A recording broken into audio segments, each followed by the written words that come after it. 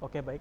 Selamat malam semuanya. Pada kesempatan kali ini, kami akan mempresentasikan ya hasil diskusi kami terkait tugas machine learning ya yang diampu oleh Pak Budiman. Jadi mana tugasnya mengharuskan kita untuk mencari dataset dan melakukan sesuatu yang berhubungan dengan machine learning. Untuk topik yang kita ambil yaitu tentang developer burnout prediction ya. Mungkin sebelum masuk ke topiknya kita perkenalan diri dulu ya. Pertama untuk nama saya pribadi Farid Ahmad Fadilah. Di samping saya ada Lutfi Dwi Rahmawati. dan di samping ini saya Muhammad Ali Farezi. Oke, kita langsung lanjut aja ya ke materinya. Oke, pertama terkait materinya saya ulangi kembali yaitu tentang developer burnout prediction ya. Nah, pertama saya jelasin dulu mengapa sih kami memutuskan untuk mengambil topik ini ya. Alasan kami mengambil topik ini yaitu karena burnout developer itu bisa dibilang masalah yang serius ya teman-teman ya. Karena selain banyaknya faktor ya, seperti banyak besarnya beban kerja gitu, kurangnya tidur dan banyaknya bug, dan faktor-faktor itu tentu ya bisa menghambat produktivitas. Mungkin selanjutnya saya jelaskan alasan atau tujuan ya kita mengambil ini yaitu untuk bisa memprediksi ya tingkat burnout yang diklasifikasikan tiga ya teman-teman ya, yaitu ada rendah, sedang, dan ada tinggi ya. Untuk memprediksinya gimana yaitu berdasarkan kegiatan sehari-hari atau rutinitas sang developer itu sendiri gitu. Oh ya, sebelumnya izin klarifikasi ya, developer di sini yang dimaksud yaitu software developer ya teman-teman ya. Oke, saya lanjut ke untuk dataset yang kita gunakan yaitu menggunakan Kaggle ya teman-teman ya, yaitu yang diupload oleh ini. Alasan kita menggunakan dataset ini yaitu pertama dataset ini yaitu terupdate ya teman-teman ya 21 hari yang lalu, kurang lebih 31 Maret ya teman-teman, dan datanya ada banyak, ada 7.000 data.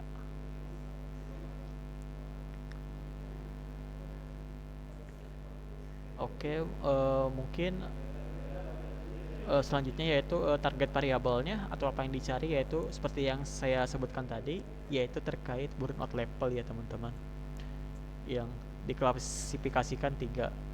Dan untuk variabel-variabel yang tersedia yaitu kurang lebih seperti ini ya, ada age, experience, daily work hours, sleep hours, caffeine intake, bugs per day, commit per day, meeting per day, screen time, exercise hours, stress level.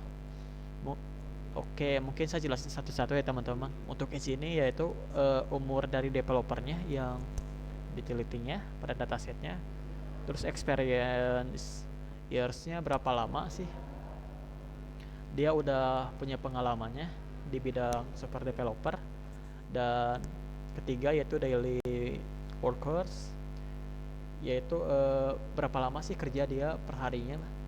Terus kalau ini berapa lama sih tidurnya, terus caffeine intake, terus bugs per day, terus commit per day, meeting per day, screen time, exercise hours, dan stress level. Mungkin nanti akan kita bahas secara terpisah ya teman-teman ya. Oke, selanjutnya kita bahas terkait import yang kami gunakan, yaitu kami menggunakan Pandas jelas ya untuk pengelolaan datasetnya. Terus ini untuk pengelolaan numeriknya, dan ini untuk grafiknya. Kalau ini untuk mempercantik grafiknya. Sedangkan untuk ini yaitu nanti akan digunakan ya untuk mengisi data kosong itu dengan nilai yang ingin kita tentukan. Nah, untuk datasetnya tersendiri sudah kita upload ya di Google Colabs-nya yang udah diarahkan path-nya ke sini. Oke, mungkin kita bisa lanjut ke data exploring ya. Mungkin kita bisa baca dulu untuk DF head-nya ya, untuk melihat di elemen data teratas. Nah, untuk datanya kayak gini ya. Ini dari 7.000 data diambil 5 data, teman-teman. Nah, di sini ada yang none ya. Ada yang none dan begini. Nah, selanjutnya yaitu DF shape ya. Kalau ini untuk menghitung berapa jumlah datanya ya. baik dari sisi baris atau dari sisi kolom. Terlihat pada di sini ada 7.000 baris ya, dan ada 12 kolom. Yang kolom ini kurang lebih kayak gini, yang variabel tadi yang disebutin. Terus selanjutnya ada depth info ya. Kalau depth info ini untuk melihat sih tipe datanya apa gitu. Seperti yang terlihat ini mayoritas float ya, karena isinya numerik, dan objek ini karena isinya yang tadi ya, yaitu ada rendah, sedang, dan tinggi ya. Mungkin bahasa Inggrisnya atau yang ada di datasetnya ini ya teman-teman. Ini hasil translate saya gitu.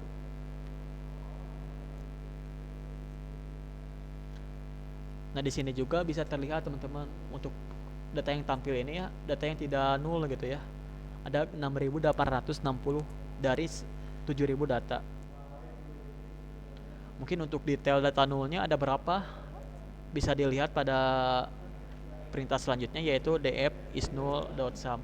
Ini untuk menghitung ya data yang nolnya ada berapa. Seperti yang terlihat ada 140 teman-teman dari 7.000 data. Ini kan jika di 7.000 dikurangi 6.860 hasilnya apa? 140 teman-teman.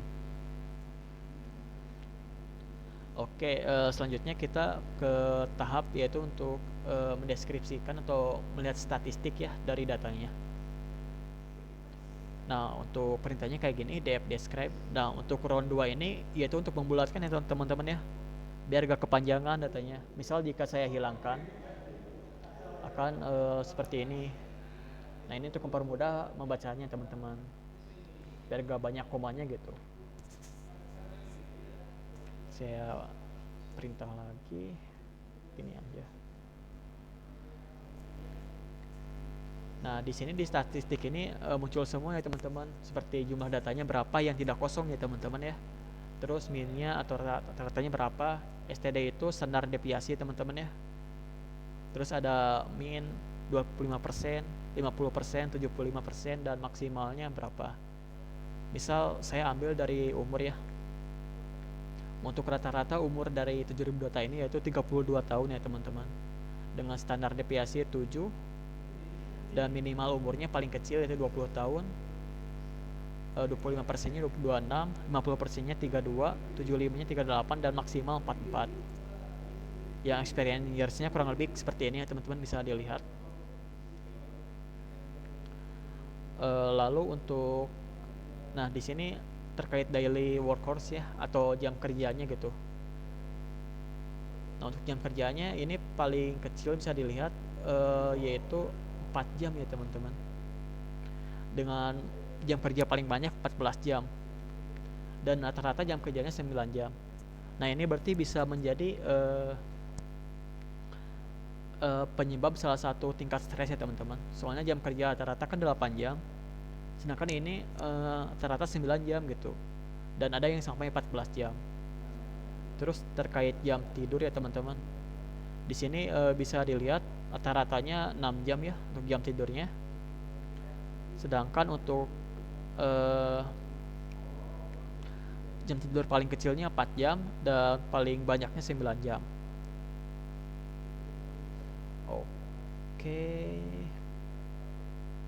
mungkin untuk data-data lainnya seperti ini teman-teman ya. Saya coba cari yang mungkin bakal menjadi penyebabnya teman-teman.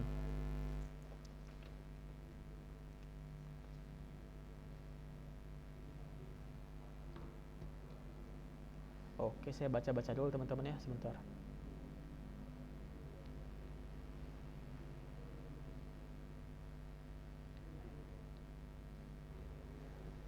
Nah seperti yang terlihat pada datanya teman-teman ya, berarti dapat disimpulkan ya teman-teman, ya menjadi faktor penyebabnya yaitu seperti tadi yang saya sebutin, yaitu daily work hours yang rata-ratanya 9 jam ya, dan paling banyak 14 jam. Terus waktu tidurnya teman-teman ya, yang dimana rata-ratanya developer tidur cuma 6,49 jam ya teman-teman, padahal kan normalnya kan tidur 8 jam gitu. Bahkan ada yang tidur 4 jam teman-teman, ini dari minnya ya teman-teman. Terus tingkat levelnya juga rata-rata stresnya 53 ya teman-teman. Oke, mungkin untuk data describe kurang lebih seperti ini ya teman-teman. Di sini juga bisa dilihat ya teman-teman terkait pengertiannya. Mungkin selanjutnya bisa diserahkan ke Rupi ya teman-teman.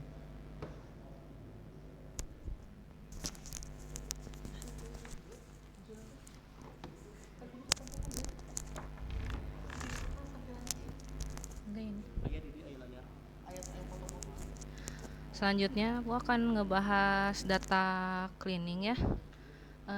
Di sini kita ada menggunakan fungsi df is null sum.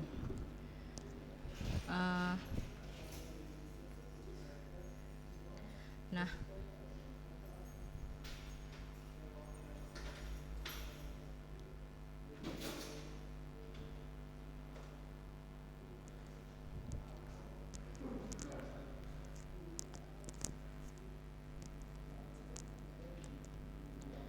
untuk fungsi ini kita ngambil jumlah data yang kosong terus dihitung berapa jumlah data kosongnya. Langsung ini missing piece itu untuk menghitung berapa persen data yang kosong. Terus missing df ini buat menggabungkan jumlah persen dan data kosong yang digabungkan menjadi sebuah data frame baru. Terus untuk yang satu lagi untuk yang sebelumnya ini buat menghitung berapa persen data yang kosong. Lalu ini untuk menghitung jumlah persen dan data kosong lalu digabungkan menjadi sebuah data frame baru. Lalu di sini print missing df untuk menghasilkan yang sudah dihitung tadi dengan kolom dengan yang nilai yang tidak ada. Ini ada berapa persen, age berapa persen, daily work berapa persen, KPN berapa persen, dan lain-lainnya. Nah, lalu di bagian sini kita bagian cleaningnya fungsi dx drop dan x dan y ini untuk memisahkan variabel x dan y yang tadi dijelasin. Lalu ini inputer itu untuk mengisikan data kosong dengan fungsi ini median. Nah, untuk xclean ini untuk perintah data mengisikan data kosongnya yang tadi. Lalu fungsi dfed ini untuk menggabungkan data yang sudah dihitung tadi menjadi satu data frame lagi untuk proses penelitian processing EDA kembali. Lalu untuk exploration data akan dilanjutkan oleh Alif.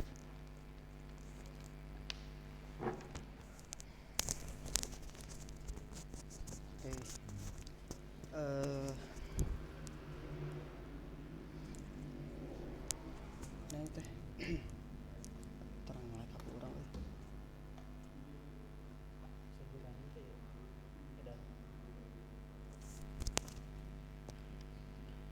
Oke, setelah datanya melewati tahap processing tadi, setelah dipastikan tidak ada data yang kosong atau datanya sudah dilengkapi, lalu langkah selanjutnya adalah kita akan melakukan exploration data analysis atau yang sering disebut dengan EDA. Di sini saya menggunakan dua cara.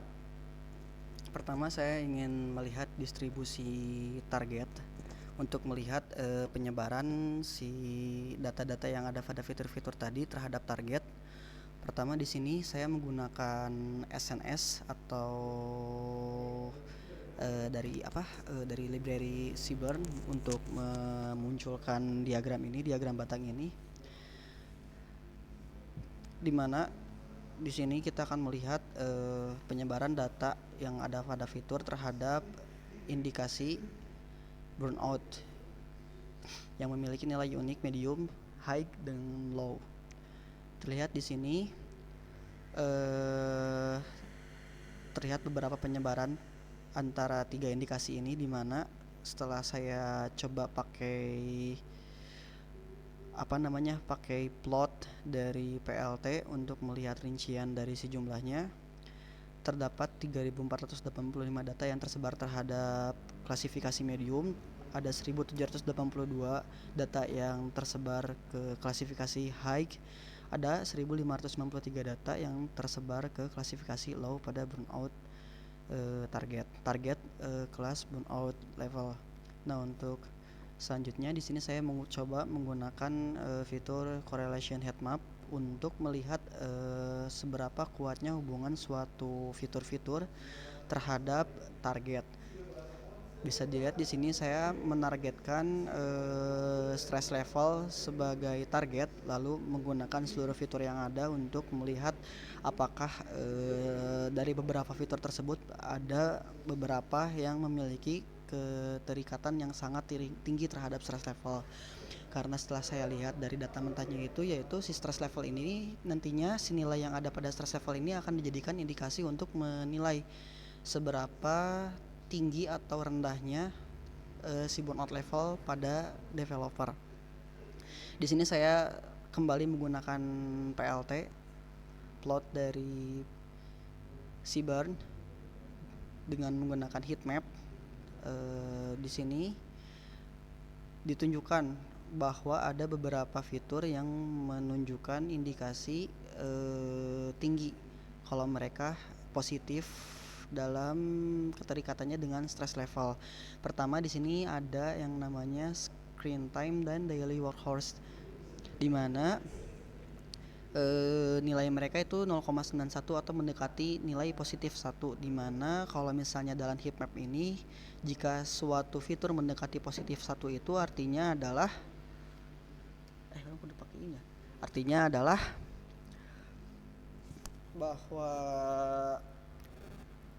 bahwa fitur tersebut memiliki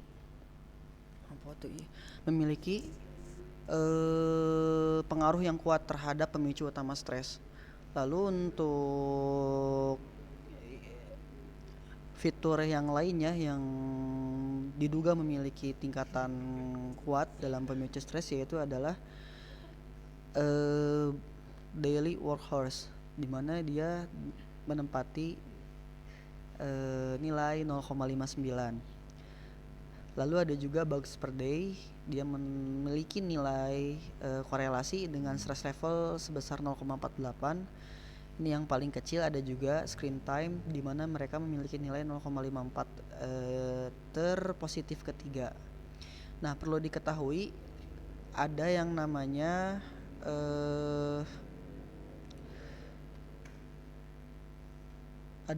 multicollinearitas, di mana si case ini tuh adalah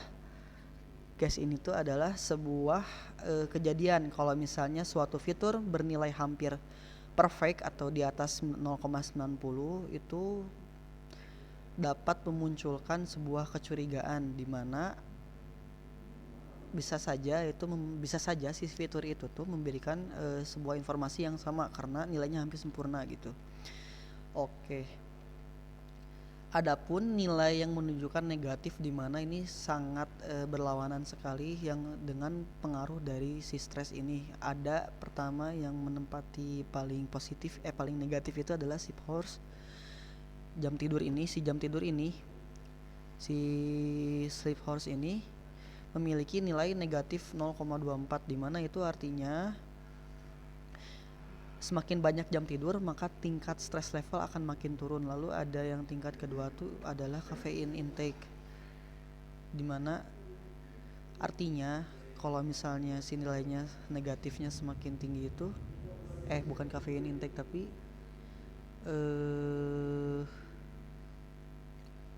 selanjutnya tuh exercise horse, dimana dia memiliki nilai korelasi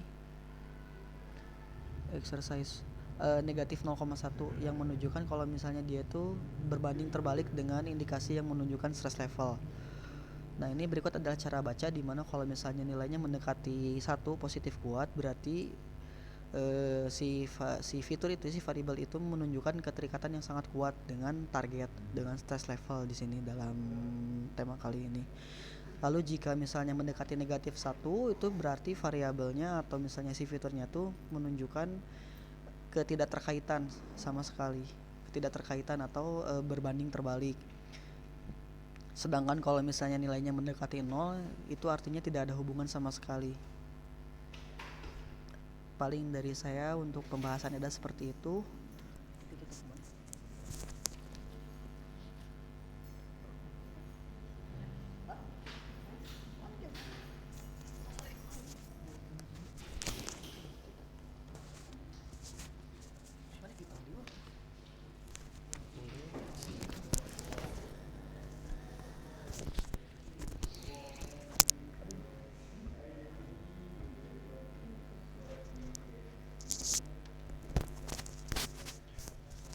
Oke, siap.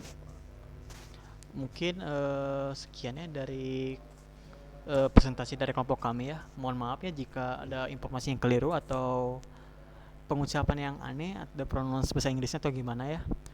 Mohon maafkan karena kami juga sama-sama belajar ya teman-teman ya. Sekian dari kami. Wassalamualaikum warahmatullahi wabarakatuh.